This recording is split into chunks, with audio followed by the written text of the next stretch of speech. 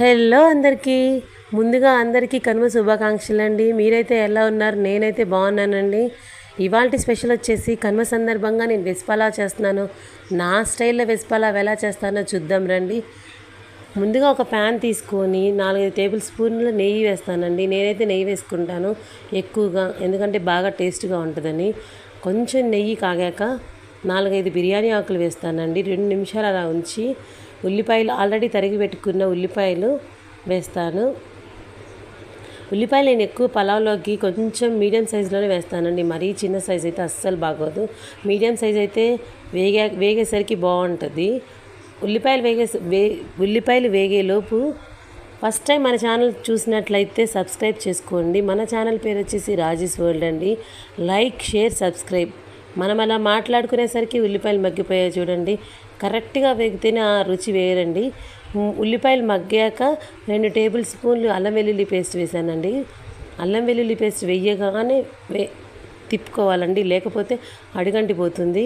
2 నిమిషాలు అలా కలుపుకున్నాక పచ్చివాసన పోయేంత వరకు బాగా కలుపుకోవాలి అల్లం వెల్లుల్లి పేస్ట్. తర్వాత ఆల్రెడీ మనము తరిగి పక్కన పెట్టుకున్న టమాటా ముక్కలు, బంగాళదుంప ముక్కలు కూడా వేసుకొని అలా 2 సార్లు అలా తిప్పుకున్న తర్వాత బఠానీలు కూడా వేసుకోవాలండి. బఠానీలు అయితే చాలా మంచిది, హెల్త్కి కూడా మంచిది. ఎక్కువ నేను పలావ్ చేసినప్పుడల్లా బఠానీలు ప్రిఫర్ చేస్తాను. బఠానీలు వేసుకున్నాక కూడా ఈ ముక్కలకన్నీ మసాలా పట్టాలని మళ్ళీ 2 సార్లు కలుపుతానండి. కలిపాక ఆల్రెడీ మనం అరగంట సేపు కడిగి నానబెట్టుకున్న బియ్యాన్ని, ఓన్లీ బియ్యమేనండి, మళ్ళీ చెప్తున్నాను, వాటర్ కాదు, బియ్యం పోసి మనం వేసిన ముక్కలు మసాలాలు అన్నీ బియ్యానికి పట్టేలాగా కలిపి ఒక 2 నిమిషాలు మూత పెడతానండి. ఒక 2 నిమిషాలు అయ్యాక తీసి మనం ఎంత బియ్యం అయితే తీసుకుంటున్నామో అంత క్వాంటిటీ 1:2 రేషియో అండి. నేనైతే 2 కప్స్ తీసుకున్నాను.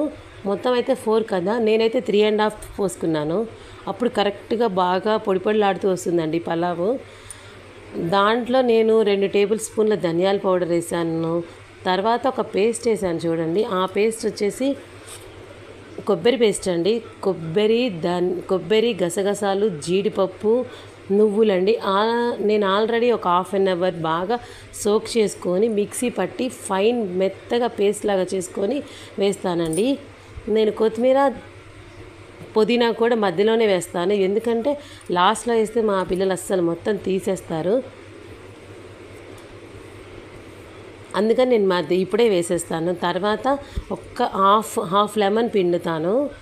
తర్వాత కొంచెం ఉప్పు, కారము, నిమ్మకాయ కలిపేసి ఇప్పుడు హైలో పెడతానండి. హైలో పెట్టి ఒక 2 నిమిషాలు అయ్యేసరికి చూడండి ఎలా కుతకుతలాడుతుందో. ఎంతసేపు మనం తిప్పుకోవాలంటే ఇప్పుడే తిప్పుకోవాలండి. కొంచెం అన్నం దగ్గరే పడేసరికి తిప్పుకున్నామనుకో అన్నం ఊరికే విరిగిపోతుందండి. ఎప్పుడైతే మనం పొంగొస్తుందో అప్పుడే తిప్పుకోవాలి. తర్వాత కొంచెం కుదుటపడ్డాక పైనుంచి 2 టేబుల్ స్పూన్స్ నెయ్యి వేసి తర్వాత ముందుగా వేయించి పెట్టుకున్న జీడిపప్పుతో గార్నిష్ చేసుకుంటే మన వెజిటేబుల్ పలావ్ రెడీ అండి.